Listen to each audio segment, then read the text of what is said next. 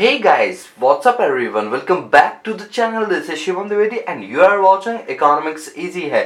जैसे कि आप जानते हैं हम रमेश सिंह में chapter number 17 tax structure in India को पढ़ रहे थे और उसके अंदर हम आज की क्लास में पढ़ेंगे कि एक इंडिविजुअल के केस में उसकी टैक्स लायबिलिटी को कैसे कंप्यूट किया जाता है। जी हाँ दोस्तों, चलो मैं आपको सिंपल भाषा में बताऊं तो आज मैं आपको ये सिखाने वाला हूं कि मान लो जैसे हम लोग होते हैं तो जब हम अपनी इनकम को अर्न करते हैं तो उसमें कैसे कैसे टैक्स रेट होते हैं, कौन कौन सा टैक्स हमें पे करना पड़ता है, ये सारी की सारी चर्चा आज हम करेंगे। दोस्तों आज आपको ये सब पता चलेगा कि हम जो इनकम अर्न करते हैं उस पर कैसे गवर्नमेंट को टैक्स दिया जाता है और किस किस रेट से ये हमें टैक्स देने पड़ता है। ठीक है, तो पूरी जानकारी मैं आपको दूंगा, बस वीडियो को टिल एंड तक देखना, सारी की सारी चीज आपको बिल्कुल कॉन्सेप्चुअली कराऊंगा। ठीक है, अच्छा पहले मुझे एक बात बताओ, मैंने आपको लास्ट क्लास में एक डेफिनेशन बताई थी, एक बात बोली थी कि हमारे इनकम टैक्स में एक बात बोली हुई है। क्या बोली हुई है कि एवरी पर्सन, ध्यान देना मैं रिपीट कर रहा हूं, every person is liable to pay tax. मैंने आपको ये बोला था ना कि हर व्यक्ति को ये कंपलसरी है कि वो क्या पे करेगा, टैक्स पे करेगा। तो नाउ द पॉइंट इज कि what do mean by person. याद है लास्ट क्लास में मैंने आपको पर्सन की डेफिनेशन कराई थी और पर्सन की डेफिनेशन हमारे इनकम टैक्स एक्ट के सेक्शन 2 सबसेक्शन 31 के अंदर दे रखी है। पर्सन को 7 कैटेगरी में डिवाइड किया गया था। अच्छा बताओ वो 7 कैटेगरी कौन कौन सी थी? सर हाँ हमें याद है, पर्सन में सबसे पहले हमारे पास आता था इंडिविजुअल, अरे वेरी गुड। इसके बाद आता था सर हमारे पास एचयूएफ, बहुत बढ़िया। इसके बाद आता था हमारे पास फॉर्म, फर्म में इंक्लूडिंग एलएलपी भी होती थी। फर्म के बाद आता था हमारे पास कंपनी, बहुत बढ़िया। कंपनी पास हमारे कंपनी के बाद क्या आता था? आर्टिफिशियल ज्यूरिडिक्शल पर्सन आता था। फिर हमारे पास लोकल अथॉरिटी आता था, जैसे एमसीडी वगैरह होते हैं ना, तो वो लोकल अथॉरिटीज के अंदर आते हैं। फिर लोकल अथॉरिटी के और क्या आते थे? एसोसिएशन ऑफ पर्सन और बॉडी ऑफ इंडिविजुअल। ये 7 लोग होते हैं जिनको हम क्या बोलते हैं? पर्सन बोलते हैं। हमें सातों की टैक्स लायबिलिटी निकालना सीखना है कि 7 लोग अपनी अपनी टैक्स लायबिलिटी को कैसे निकालते हैं। लेकिन आज के सेशन में मैं सिर्फ और सिर्फ सिखाने वाला हूँ कि इंडिविजुअल के केस में टैक्स लायबिलिटी को कैसे कंप्यूट किया जाता है। तो आई होप कि आपको टॉपिक समझ आएगा कि आज हम पढ़ने के वाले हैं। तो इसीलिए मैं अभी हेडिंग डालूंगा कंप्यूटेशन। मैं हेडिंग क्या डालूंगा? Computation of tax liability, computation of tax liability. और ये बताओ ये जो टैक्स लायबिलिटी हम निकाल रहे हैं ये किसके केस में निकाल रहे हैं? इन केस ऑफ इंडिविजुअल, कि इंडिविजुअल के केस में हम टैक्स की लायबिलिटी को कैसे कंप्यूट करते हैं, ये सारी चीजें आज हम सीखने वाले हैं। ठीक है, चलिए बात करते हैं एक करके। तो याद रखना हमारे पास इनकम टैक्स में 2 टाइप के रेट होते हैं, flat rate, slab rate. Slab rate क्या होते हैं मैं आपको बताता हूँ। देखो क्या बोला गया हमारे यहाँ पर, सबसे पहला स्लैब रेट ये बोलता है, सबसे पहला 3 स्लैब होते हैं हमारे पास। ठीक है, सबसे पहला स्लैब रेट क्या बोलता है? वो कहता है अगर व्यक्ति कोई रेजिडेंट है, क्या है? रेजिडेंट है। रेजिडेंट वो व्यक्ति होता है जो 182 दिन इंडिया में स्टे करता हो। ठीक है, तो अगर कोई व्यक्ति रेजिडेंट है या फिर वो नॉन रेजिडेंट है, या तो वो रेजिडेंट है या वो नॉन रेजिडेंट है, और वो क्या है? इंडिविजुअल है या एचयूएफ है। क्या है? इंडिविजुअल है या एचयूएफ है। मैं यहाँ पर लेता हूँ रेजिडेंट और नॉन रेजिडेंट, और उसने अपनी जो एज है वो 60 साल से कम रखी है, मतलब उसकी 60 साल से कम एज है, मतलब 59 ईयर तक है बट 60 साल एज नहीं है, तो वो फर्स्ट स्लैब के अंदर आएगा। और मैं आपको ये जो सिखा रहा हूँ वो इंडिविजुअल और एचयूएफ दोनों का सिखा रहा हूँ। सर अभी तो आप इंडिविजुअल बोल रहे थे, एक्चुअली एचयूएफ का भी सेम है ना, तो मैं लग गया था एचयूएफ भी सिखा देता हूँ। मतलब इन दोनों का टैक्स लायबिलिटी बिल्कुल सेम चलता है, इसीलिए मैं जो इंडिविजुअल सिखाऊंगा समझ जाना एचयूएफ में भी सेम केस वही होता है। ठीक है, तो चलो मैं आपको बताता हूँ कि जैसे आप लोग हो, आपकी 60 साल से कम है ना, कोई डाउट हो तो बताओ। सर हाँ बिल्कुल हमारी 60 साल से कम है। ठीक है, फिर चाहे आप रेजिडेंट हो या नॉन रेजिडेंट हो, आप किस में आ रहोगे? फर्स्ट स्लैब रेट के अंदर आ रहोगे। देखो कहा जाता है फर्स्ट स्लैब में कि जो आप अपने पहले 2.5 लाख कमाते हो ना, उस 2.5 लाख पे आपको कोई टैक्स नहीं देना। लेट सपोज अगर मैं 10 लाख रुपए कमाता हूँ, ठीक है, तो पहले 2.5 लाख पे मुझे कोई टैक्स नहीं देना, 2.5 लाख तक कोई इनकम टैक्स नहीं लगता। यार आपको बहुत इंटरेस्टिंग चीज आज जानने को मिलेगी। और इसके बाद जो 2.5 लाख 1 रुपए कमा रहे हो आप, यानी अपने 2.5 लाख से ज्यादा कमाया, और कितना कमाया? 5 लाख रुपए तक अगर आप कमाते हो तो आपको 5% अपनी इनकम का क्या देना पड़ेगा? टैक्स देना पड़ेगा। और यदि आप 5 लाख रुपए, 5 लाख 1 रुपए कमाते हो, और कहां तक कमाते हो? 10 लाख रुपए तक कमाते हो, तो आपको 20% टैक्स देना पड़ेगा। और 10 लाख के बियॉन्ड आप कितना भी कमाओ, करोड़ 10 करोड़ कितना भी कमाओ, उस सब पे कितना देना पड़ेगा? 30% देना पड़ेगा। और ये होता है स्लैब रेट, क्योंकि देख रहे हो किस तरह से हर छोटी इनकम पे छोटा टैक्स, बड़ी इनकम पे बड़ा टैक्स, इसीलिए इसको हम स्लैब रेट बोलते हैं। क्लियर हुआ? अभी मैं आपको एक एग्जांपल देकर समझाऊंगा, डोंट वरी। अभी मैं आपको पहले तीनों स्लैब बता दूं फिर आपको पूरा एग्जांपल दूंगा। ठीक है, ये तो था आपका फर्स्ट स्लैब। फिर सेकंड स्लैब क्या होता है, या था सेकंड स्लैब नॉन रेजिडेंट वालों के लिए नहीं होता। सेकंड स्लैब बेसिकली सिर्फ और सिर्फ किसका होता है, रेजिडेंट वालों के लिए होता है। रेजिडेंट चाहे वो इंडिविजुअल हो या फिर वो क्या हो, एचयूएफ हो। लेकिन याद रखना इसके अंदर क्या होनी चाहिए कि उनकी एज जो है वो 60 साल होनी चाहिए। कितनी होनी चाहिए, 60 साल, या तो इक्वल टू 60 साल हो या उससे ज्यादा हो, या उससे क्या हो, ज्यादा हो। तो उनके लिए फर्स्ट स्लैब नहीं है, उनके लिए कौन सा स्लैब है, सेकंड स्लैब है। सर ऐसा क्यों किया कि हमने उनके लिए अलग बनाया, क्योंकि जिन लोगों की 60 साल से ऊपर होती है ना, वो सीनियर सिटीजन में आ जाते हैं। और जब वो सीनियर सिटीजन में आ जाते हैं तो उनको रिलैक्सेशन थोड़ी ज्यादा दे देते हैं, क्योंकि यार उनका एज जो है वो ज्यादा हो गया है, तो गवर्नमेंट नहीं चाहती उनके ऊपर हार्श या पीनल प्रोविजन ज्यादा लगाया जाए, तो उनको थोड़ा सा हम रिलैक्सेशन दे देते हैं। रिलैक्सेशन में ये जो 2.5 लाख की लिमिट है ना, ये लिमिट बढ़ा के कर दी जाती है 3 लाख, यानी 3 लाख रुपए तक आपको कोई टैक्स देने की जरूरत नहीं होती। कितने रुपए, 3 लाख रुपए तक आपको कोई टैक्स देने की जरूरत नहीं होती। इसके बाद आप 3 लाख 1 रुपए भी अगर आप कमाते हो, 3 लाख 1 रुपए से लेकर ये देखो 5 लाख था ना, सेम यहाँ मैं लिखूंगा 5 लाख तक अगर आप अर्निंग करते हो तो आपका रेट क्या रहेगा, 5%। अब आगे मैं बिल्कुल सेम लिखने वाला हूँ, जैसे ये लिखा था मैंने, सेम यहाँ भी लिखूंगा कि 5 लाख 1 रुपए से लेकर आप 10 लाख रुपए तक अर्न करते हो तो आपका रेट क्या है, 20% है। और अगर आप 10 लाख के बियॉन्ड कुछ भी अर्न करते हो, 10 लाख के बियॉन्ड अगर कुछ भी अर्न करते हो तो रेट कितना है आपका, 30% है। तो सर इन दोनों में डिफरेंस क्या है, सिर्फ डिफरेंस ये है कि यहाँ पर 2.5 लाख तक की छूट मिलती है अगर आपकी 60 साल से कम है, और 60 साल से ज्यादा है तो आपको छूट 3 लाख की मिल जाती है, यानी 50,000 की और एक्स्ट्रा छूट मिल जाती है। बाकी सब बिल्कुल सेम रहता है। तो ये दो स्लैब समझ आए। सर एक बात बताओ, जैसे एक नॉन रेजिडेंट है और उसकी एज 90 साल है तो उसके लिए कौन सा स्लैब होगा, तो भाई याद रखना नॉन रेजिडेंट के केस में एज नहीं देखी जाती है। एज सिर्फ किस में देखोगे आप, रेजिडेंट के केस में देखोगे। नॉन रेजिडेंट चाहे कितने भी साल का हो उसके लिए हमेशा फर्स्ट स्लैब ही रहेगी, क्योंकि वो नॉन रेजिडेंट है। हाँ अगर व्यक्ति रेजिडेंट है तो आप एज देखो कि हाँ भाई कौन सी एज है। तो सर ये बात, नॉन रेजिडेंट मान लो 80 साल का है तो फर्स्ट स्लैब लगी, सेकंड नहीं लगी, नहीं दोस्तों फर्स्ट स्लैब लगी, क्योंकि नॉन रेजिडेंट में एज नहीं देखी जाती। याद रखना नॉन रेजिडेंट में एज मत देखना, रेजिडेंट के केस में एज देखी जाती है। ठीक है, चलिए अब मैं आपको थर्ड केस पढ़ाता हूँ, थर्ड स्लैब पढ़ाता हूँ। 3 ही स्लैब होती है बस, लास्ट है। अब अभी भी मैं बात करूंगा रेजिडेंट की। हो सकता है आप में से कुछ लोग समझ गए मैं क्या लिखने वाला हूँ। रेजिडेंट, इंडिविजुअल और एचयूएफ के लिए ये बात बोल रहा हूँ मैं, और उनकी एज 80 साल या उससे ज्यादा हो गई है। तो सर 80 साल वालों के लिए स्लैब अलग होती है। हाँ भाई, जैसे ये सीनियर सिटीजन होते हैं ना, वैसे 80 साल वाले सुपर सीनियर सिटीजन होते हैं। कौन होता है, सुपर सीनियर सिटीजन होता है। तो इनको रिलैक्सेशन थोड़ी ज्यादा मिल जाती है। जो ये 3 लाख तक माफ था ना, इनके 5 लाख पूरे पूरे माफ हो जाते हैं। कि अगर इस साल में 5 लाख रुपए कमाते हैं तो इनके 5 लाख पूरे पूरे क्या हो जाएंगे, माफ हो जाएंगे। अब एक बात, 5 लाख का मतलब क्या हुआ कि ये दोनों चीजें क्या कर दी गई है, माफ कर दी गई है। अगर हम देखें तो भाई 5 लाख तक इनकम माफ कर दी, उसके बाद 5 से 10 पर कितना था, 20%। तो यहां पर वही लिख रहा हूं मैं, अब 5 लाख से लेकर 10 लाख तक कितना परसेंट, 20%। भाई देखो यहां तक तो चीजें कवर होगी ना हमारी, यहां तक चीजें कवर होगी। उसके बाद 20 और 30 मैं लिख देता हूं एज इट इज, जिससे आपको समझ आ जाएगा कि हमें ज्यादा कुछ याद करने की इसमें जरूरत नहीं है। ये लो, ये 3 स्लैब रेट मैंने आपको बता दिए।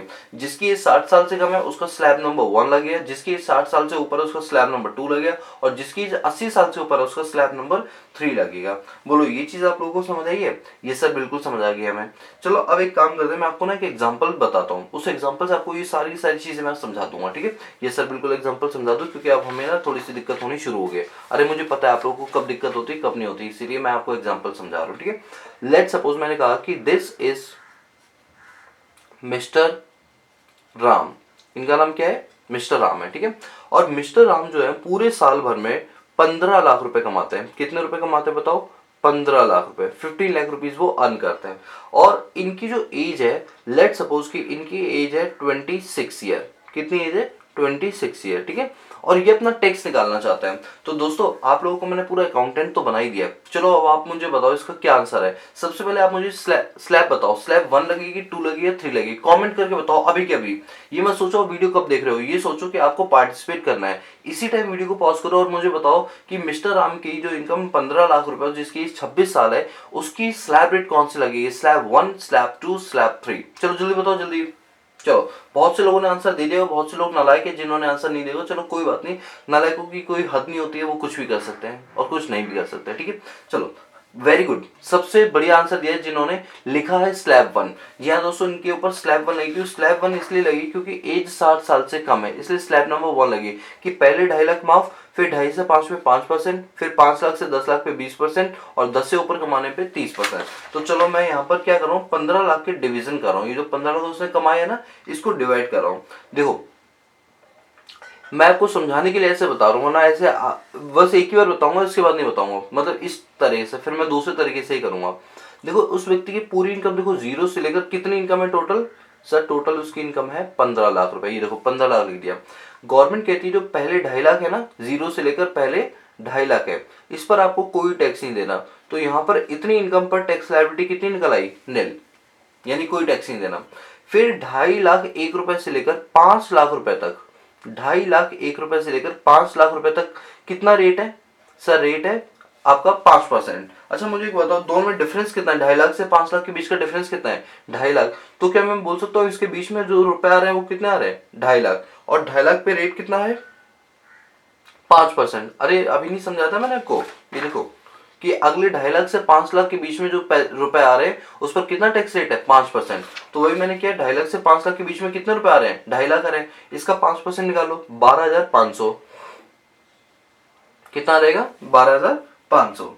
चलो इसके बाद फिर मैंने आपको क्या बताया था, फिर मैंने आपको बताया था कि 5 लाख से लेकर 10 लाख के बीच में रेट कितना है, 20%। 5 लाख से 10 लाख के बीच में रेट कितना है, 20%। तो 5 लाख ये रहा और 10 लाख ये रहा, 5 लाख ये रहा और 10 लाख ये रहा। इसके बीच की इनकम कितनी, जरा बताना। बीच की इनकम 5 लाख से 10 लाख के बीच की इनकम कितनी होती है, 5 लाख रुपए। कितने रुपए, 5 लाख रुपए। और 5 लाख रुपए पे क्या रेट लगेगा, 20%। तो ये कितना आ गया, ये आ गया 1 लाख रुपए। कितना आ गया, 1 लाख रुपए। ठीक है। इसके बाद 10 लाख के ऊपर कितना भी कमाओगे तो कितना देना होता है, 30%। 10 लाख के ऊपर कितना भी कमाओगे 30 लाख देना पड़ेगा, 30% देना पड़ेगा। तो 10 लाख के ऊपर कितना एक्स्ट्रा कमाया मैंने, 5 लाख रुपए। अरे 10 लाख और 15 लाख के बीच में 5 लाख का डिफरेंस है, तो मैंने कितना एक्स्ट्रा कमाया, 5 लाख रुपए। उस 5 लाख पे कितना देना है, 30%। तो ये कितना रहेगा, 1.5 लाख। कितना रहेगा, 1.5 लाख। तो टोटल टैक्स कितना हो गया, 12,500 प्लस 1 लाख प्लस 1.5 लाख। इन सबको प्लस कर देते हैं, ये तो हमारा आ जाता है 2.5 लाख और 2.5 लाख और अपना 12,500। तो ये आपका रहेगा 500 और 5 और 2, 1 मिनट, ये आपका 2.5 लाख और 12,500। तो ये आपके, हाँ 2,62,500, 2,62,500। बोलो क्लियर हुआ, 1 मिनट में क्रॉस चेक कर लूँ। 5, ये आ गया 500, 2, 5, 6, 7, ये आई थिंक 2,72,500 आएगा। ठीक है, 2.5 लाख, अरे भाई ये आपका 2.5 लाख और ये आपका 12,500, 2 लाख, अरे नहीं नहीं सही तो था, 2,62,500 पहले सही था, 2,62,500।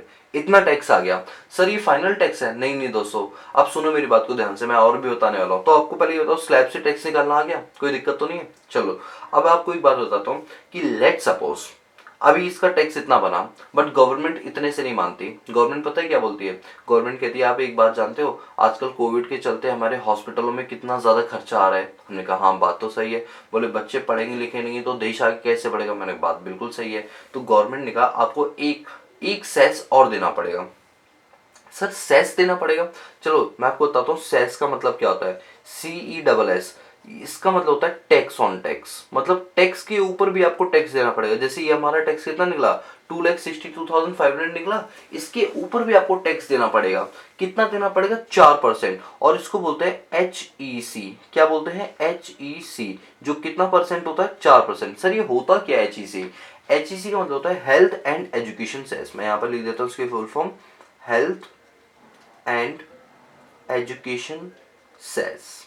क्या होता है, हेल्थ एंड एजुकेशन सेस। ये 4% क्या सबको देना पड़ता है? जी हाँ दोस्तों, जिसकी भी टैक्स लायबिलिटी आती है उस हर व्यक्ति को अपनी टैक्स के ऊपर, याद रखना मैं इनकम नहीं बोल रहा कि इनकम का 4%, मैंने कहा जो टैक्स आया है उसका 4% तो उनको देना पड़ता है। सर ये पैसा क्यों लेते हैं? सर ये दो चीजों के लिए लेते हैं। पहला तो हेल्थ के लिए लेते हैं, क्योंकि हेल्थ इंफ्रास्ट्रक्चर हमारा बिल्ड करना है तो हम टैक्स पेयर से ही उसका पैसा लेंगे। और एजुकेशन को प्रमोट करना है, सरकारी स्कूलों में बच्चों की फीस देनी होती है, बच्चों को पढ़ाई लिखाई के पैसे देने पड़ते हैं, लाडली योजना में पैसे देने पड़ते हैं, कौन देगा? टैक्स पेयर देगा। कितना? टोटल 4%। किसका? टैक्स का। तो इन 2,62,500 का अगर हम 4% निकालें, 2,62,500 का हम 4%, क्या ये मैंडेटरी होता? पहले ये बताओ। अगर कोई ये बोले कि सर मैं तो खाली टैक्स देना चाहता हूँ, एचईसी नहीं देना चाहता, मुझे नहीं फर्क पड़ता कि स्कूल हॉस्पिटल बन रहे नहीं बन रहे, नहीं दोस्तों, ये कंपलसरी पेमेंट है, आपको देनी ही पड़ेगी, आप इसको डिनाई नहीं कर सकते हो। बोलो क्लियर हुआ? यस सर, चलो क्लियर हो गया। तो इसका 4% अगर आप निकालोगे तो ये आएगा 1050। तो टोटल टैक्स इसका बन गया 2,63,550 रुपए। यानी अगर आप लोग 15 लाख रुपए कमा रहे हो तो गवर्नमेंट को टैक्स के नाम का कितना रुपए देना पड़ेगा? आपको 2,63,550। बोलो, आई होप आपको समझ आ गया होगी टैक्स कैसे निकालते हैं। चलो अभी तो मैंने ये एग्जांपल नंबर 1 दिया, ठीक है। अब मैं एक और एग्जांपल देता हूं, अब एज बढ़ा दूंगा, ठीक है, जिससे कि आपको समझ आ जाए सारी चीजें। चलो अब हम सेकंड एग्जांपल की बात करते हैं। मैंने कहा सेकंड एग्जांपल में एक बंदा रेजिडेंट है। कौन है? रेजिडेंट है। और उस रेजिडेंट की जो एज है वो है 62 ईयर। कितनी एज है? 62 ईयर। और वो जो अपनी इनकम को अर्न कर रहे हैं, वो जो अपनी इनकम को अर्न कर रहा है, लेट सपोज कि वो कर रहा है 18 लाख रुपए। कितने रुपए? 18 लाख रुपए। और हमें क्या निकालना है? उसकी टैक्स लायबिलिटी निकालनी है। चलो अभी बताओ, अगर 18 लाख रुपए कमा रहे हैं तो कितना टैक्स लगेगा? पहले तो आप एक काम करो, रफ शीट पर अपनी कैलकुलेशन करो और मुझे आंसर दो कमेंट सेक्शन में। उसके बाद मैं इसको सॉल्व करूंगा तो मैच करना कि आपका और मेरा आंसर सेम आ रहा है। चलो मैं, जो लोग नहीं कर रहे हैं उनके लिए मैं सॉल्व करना स्टार्ट करता हूँ, ठीक है। अच्छा एक बात सुनो, मैं यहाँ पर क्या कर रहा हूँ, पहले तो एक लाइन ड्रॉ कर रहा हूँ जिससे आपको समझने में आसानी हो जाए। ये है 0 रुपीज और मैंने कितने रुपए कमाए? टोटल 18 लाख रुपए कमाए। तो ये मैंने यहाँ लिख दिया 18 लाख। गवर्नमेंट से जो पहले 2.5 लाख रुपए होते हैं, 0 से लेकर 2.5 लाख, लेकिन इसकी एज कितनी है? 62 साल। तो आपको पता है 62 साल वालों के लिए कौन सा स्लैब लगता है? मतलब 60 साल से ऊपर वालों के लिए सेकंड स्लैब लगता है, जिनके 3 लाख तक क्या होते हैं? माफ होते हैं। तो हम भी क्या करेंगे कि पहले 3 लाख, मैं 2.5 नहीं लिखूंगा, अब मैं क्या लिखूंगा? 3 लाख कि फर्स्ट 3 लैक्स तक जो भी मैंने इनकम कमाई है उस पर मुझे कोई टैक्स नहीं देना, यानी नील का मतलब होता है कुछ नहीं देना। उसके बाद कहा गया 3 लाख से लेकर कितने? 5 लाख रुपए तक जो भी आपने इनकम कमाई है उस पर कितना देना है? 5% देना है। अरे ये देखो ना, स्लैब में ये नहीं लिखा था 3 लाख से लेकर 5 लाख तक कितना देना होता है? 5% देना होता है। तो अब चलो करके देखते हैं। तो 3 से 5 के बीच में डिफरेंस कितने का है? सर इनके बीच का डिफरेंस है 2 लाख रुपए। कितना है? 2 लाख रुपए। और कितना देना है? 5%। तो 2 लाख का 5% कितना आता है आपका? 10,000 रुपए। कितना आता है? 10,000 रुपए। फिर 5 लाख से 10 लाख, 5 लाख से 10 लाख पर कितना देना है? 20%। अरे ये देखो ना, यहाँ लिखा नहीं था, ये देखो 5 लाख से 10 लाख पे कितना देना है? 20% देना है। तो यहाँ भी हम क्या करें? 5 लाख से 10 लाख पे 20% देंगे। दोनों में डिफरेंस कितने का आ रहा है? सर दोनों में डिफरेंस आ रहा है 5 लाख रुपए का। तो 5 लाख का 20% कितना आ जाएगा? ये आपका 1 लाख, 1 लैक्स।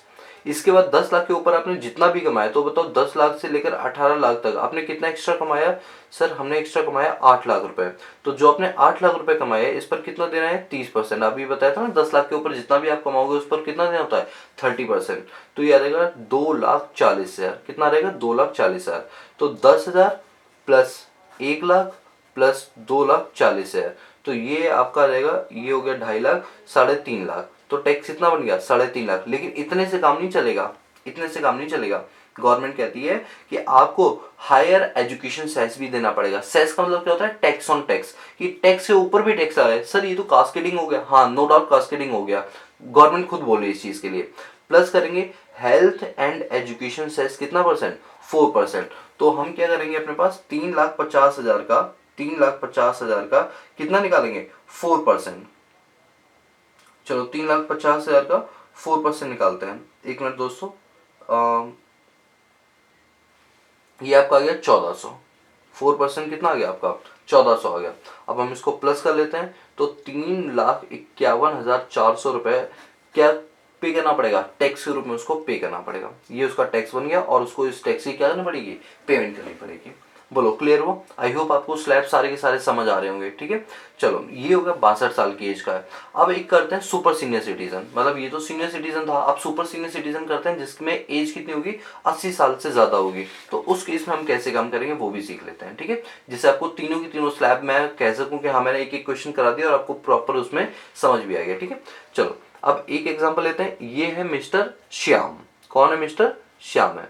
और मिस्टर श्याम की जो एज है लेट सपोज वो है 82 ईयर, और ये अर्न कर रहे हैं हमारे पास 18 लाख रुपए। कितने रुपए? 18 लाख। सर 18 लाख का तो अभी एग्जांपल दिया था भाई, उसमें एज अलग थी, इसमें एज अलग है। ठीक है, चलो अब एक बताओ, 82 साल 82 ईयर एज है, तो 82 ईयर एज वाले के लिए क्या होगा, क्योंकि वो बंदा क्या है, रेजिडेंट है। मैं यहाँ लिख भी देता हूँ, ये कौन है, रेजिडेंट ऑफ इंडिया है, ये इंडिया का क्या है, रेजिडेंट है, और ये इसके बाद कितनी कमा रहा है, 18 लाख रुपए कमा रहा है। तो ऐसे में बताओ स्लैब नंबर 1 लगेगा। सर स्लैब 1 तो 60 साल से नीचे के लिए लगता है, स्लैब 2 60 साल से ऊपर के लिए लगता है, और स्लैब 3 80 साल के ऊपर के लिए लगता है, जिसमें पहले 5 लाख माफ होता है। जी हाँ दोस्तों, बिल्कुल सही समझे आप कि हम इसमें कौन सा स्लैब लगाएंगे, स्लैब नंबर 3 लगाएंगे। चलो स्लैब नंबर 3 के हिसाब से कैलकुलेशन करते हैं। यहाँ पर ये लाइन ड्रॉ कर दी, उसकी इनकम 0 से लेकर कितनी है, 18 लाख रुपए तक है। गवर्नमेंट कहती है पहले 5 लाख रुपए माफ है, फर्स्ट 5 लाख, तो यानी 0 से लेकर 5 लाख तक तो कोई टैक्स देने की जरूरत ही नहीं है। उसके बाद गवर्नमेंट क्या कहती है, 5 लाख 1 रुपए से लेकर 10 लाख तक कितना देना है, 20%। तो यानी 5 लाख से लेकर 10 लाख, 5 लाख से लेकर 10 लाख तक कितना देना है, 20%। तो बताओ दोनों में डिफरेंस कितने का है, दोनों में डिफरेंस आ रहा है 5 लाख रुपए का, और 5 लाख का कितना देना है, 20%। तो ये कितना देगा, 1 लाख रुपया देगा। और 10 लाख के ऊपर आप जितना भी कमाओगे उस पर कितना देना है, 30%। तो आपने कितना कमाया, 8 लाख रुपए।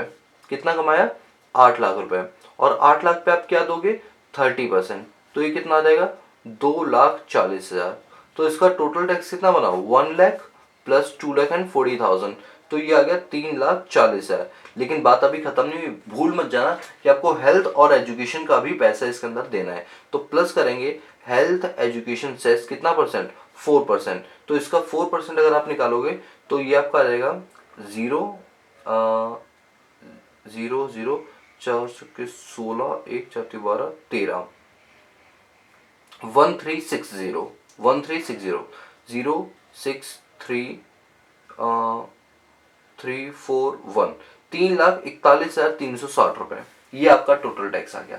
अब बताओ आपको तीनों के तीनों स्लैब समझ आ गए। मैंने अब आपको देखो फर्स्ट स्लैब भी करा दिया, इसका भी क्वेश्चन करा दिया, तो इससे आपको अंडरस्टैंडिंग बढ़ गई होगी अच्छे से। सेकंड स्लैब का भी एक क्वेश्चन करा दिया, आई होप उससे भी आपको चीजें क्लियर हो गई होंगी। और थर्ड स्लैब से भी एक क्वेश्चन करा दिया, यहाँ से भी चीजें आपको बिल्कुल क्लियर हो गई होंगी। ठीक है, चलो अब मैं आपको एक चीज और कराता हूँ। वो चीज क्या है, वो होती है रिबेट। क्या आती है, रिबेट आती है। सर रिबेट का क्या मतलब होता है, चलो मैं आपको बताता हूँ ना, डोंट वरी, टेंशन क्यों ले रहे हो, मैं बता रहा हूँ एक चीज सुनो। देखो एक कॉन्सेप्ट आता है आपका रिबेट का। ठीक है, रिबेट का जो कॉन्सेप्ट है वो इनकम टैक्स के सेक्शन में दे रखा है। ये यूएस का मतलब होता है अंडर सेक्शन। ठीक है, वो दे रखा है 87A के अंदर, section number 87A of income tax act 1961 says what do you mean by rebate। Rebate का क्या मतलब होता है, रिबेट का मतलब होता है छूट देना। ठीक है, गवर्नमेंट चाहती है जो छोटे छोटे लोग हैं ना, जिनकी इनकम कम है, हम उनको थोड़ा सा रिलैक्सेशन दे दें, उनके ऊपर हार्श और पीनल प्रोविजन ज्यादा ना लगाएं, तो उनको रिबेट दी जाती है। अच्छा रिबेट कब दी जाती है, उसके लिए कुछ कंडीशन होती है। कंडीशन नंबर 1, ये सिर्फ और सिर्फ किसको मिलती है, रेजिडेंट को मिलती है। किसको मिलती है, रेजिडेंट को मिलती है, रेजिडेंट इंडिविजुअल को मिलती है। एचयूएफ को वो भी नहीं मिलती है, सिर्फ रेजिडेंट किसको मिलती है, इंडिविजुअल को मिलती है। प्लस पहली कंडीशन। अब दूसरी बात करते हैं, रेजिडेंट के साथ साथ उस व्यक्ति को, जिस व्यक्ति की हम बात कर रहे हैं, उसकी जो इनकम है या कह लो टोटल इनकम, उस व्यक्ति की जो टोटल इनकम है वो 5 लाख से ज्यादा नहीं होनी चाहिए। यहाँ पर मुझे लिख देना चाहिए था अप टू ₹5 लाख, 5 लाख से इनकम ज्यादा नहीं होनी चाहिए। ठीक है, उसे कितनी रिबेट मिल जाएगी, उसको रिबेट मिल जाएगी जितना उसका टैक्स लायबिलिटी बन रहा है या तो पूरा माफ कर देंगे, जितनी भी उसकी टैक्स लायबिलिटी बन रही है तो वो, या फिर मैक्सिमम 12,500 रुपए, विच एवर इज लोअर, जो भी दोनों में से कम होगा हम उतनी टैक्स की माफी उसे दे देंगे। मैं अभी समझाऊंगा, डोंट वरी, बस पहले ये बताओ थोड़ा सा भी समझ आएगी रिबेट का मतलब क्या होता है। रिबेट का मतलब क्या होता है, छूट देना, इनकम टैक्स में छूट देना। किस सेक्शन के अंदर, 87A के अंदर। ये छूट किसको मिलती है, सर ये छूट सिर्फ और सिर्फ रेजिडेंट इंडिविजुअल को मिलती है, और उस व्यक्ति को मिलती है जो रेजिडेंट होने के साथ साथ उसकी ग्रॉस टोटल इनकम 5 लाख से ज्यादा नहीं होनी चाहिए। तो छूट कितनी मिलेगी, जितना भी उसका टैक्स लायबिलिटी बन रहा है, और 12,500 विच एवर इज लोअर, उतने की इसे छूट मिल जाएगी। चलो मैं एक एग्जांपल से आपको समझाता हूँ चीज। लेट सपोज ये है हमारे मिस्टर शानू। कौन है? मिस्टर शानू। और ये कमाते हैं साल भर में 4.5 लाख रुपए। कितने? सिर्फ 4.5 लाख रुपए कमाते हैं। और ये कौन है? मिस्टर शानू इंडिया के रेजिडेंट है। कौन है? इंडिया के रेजिडेंट है। अब इनकी टैक्स लायबिलिटी निकालते हैं। पहले एक बात देखो, क्या इनको रिबेट मिलेगी? यस सर, डेफिनेटली इनको रिबेट मिलेगी, क्योंकि ये मिस्टर शानू जो है वो रेजिडेंट भी है, और मिस्टर शानू की जो एनुअल इनकम है, सालाना इनकम, मंथली नहीं होती याद रखना, सालाना इनकम 5 लाख से कम है, क्योंकि इसकी इनकम कितनी है? 4.5 लाख है, जो कि 5 लाख से क्या है? कम है। चलो अब एक काम करते हैं, इसकी टैक्स लायबिलिटी निकालते हैं। चलो मैंने अभी आपको समझाया था टैक्स लायबिलिटी कैसे निकालते हैं। इसकी इनकम 0 से लेकर 4.5 लाख तक है। कितनी है? 4.5 लाख तक है। तो 0 से लेकर, अब क्योंकि इसकी एज नहीं दे रखी है, और जब एज ना दे रखी हो तो आप क्या मानोगे? First slab. First slab general होता है, अगर कुछ ना दे रखा हो तो फर्स्ट स्लैब लगा दिया करो, ठीक है। तो 0 से लेकर 2.5 लाख तक क्या होता है? माफ होता है, यानी यहां तक तो उसे कोई टैक्स देने की जरूरत नहीं है। अब 2.5 लाख से 5 लाख तक कितना होता है? ये देखो फर्स्ट स्लैब में देखो, 2.5 लाख से 5 लाख पे कितना है? 5%।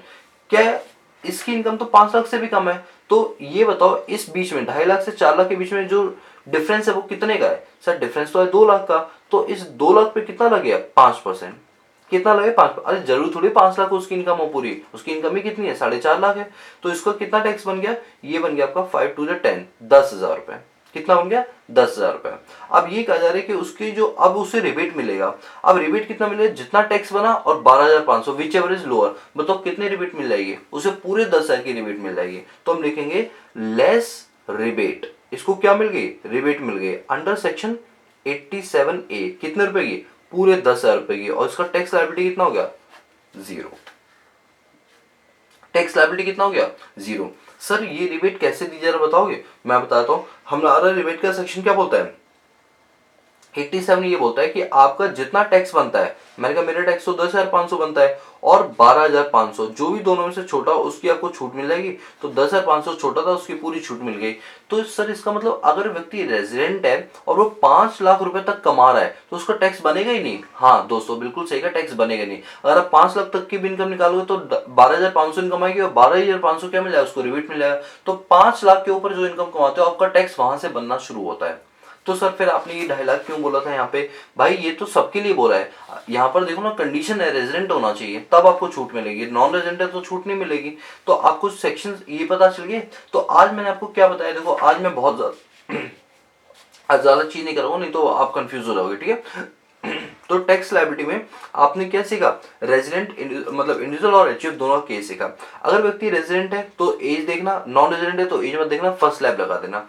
पहले 2.5 लाख माफ, फिर 2.5 लाख से 5 लाख पे 5%, 5 लाख से 10 लाख पे 20%, 10 लाख के बियॉन्ड 30%, ठीक है।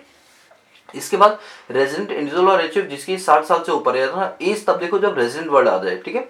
3 लाख तक माफ है, 3 लाख से 5 लाख पे 5%, 5 लाख से 10 लाख पे 20%, 10 लाख के ऊपर 30%। और रेजिडेंट इंडिविजुअल एचएफ है जिसने इस 80 साल को भी कंप्लीट कर लिया तो उसका टैक्स लायबिलिटी 5 लाख तक नहीं है, 5 लाख से 10 लाख पे 20%, 10 लाख से ऊपर जाने पर 30%। आई होप आपको स्लैब रेट समझ आ गया होगा। इवन इसके बाद फिर मैंने आपको एक कॉन्सेप्ट समझाता है रिबेट वाला, ये कॉन्सेप्ट भी आपको बिल्कुल क्लियर हो गया। इसी में एक कॉन्सेप्ट आता है मार्जिन रिलीफ का, जो ये हमें बताता है कि अगर आपकी इनकम एक लिमिट से ज्यादा बढ़ जाती है और टैक्स उससे ज्यादा बढ़ता है तो जितना एक्स्ट्रा बना है उसको आपको छूट दे दी जाती है, and this concept is called marginal relief. चलो बस आज के लिए इतना ही रख देते हैं, नहीं तो आपके ऊपर बहुत ज्यादा एक प्रेशर बन जाएगा।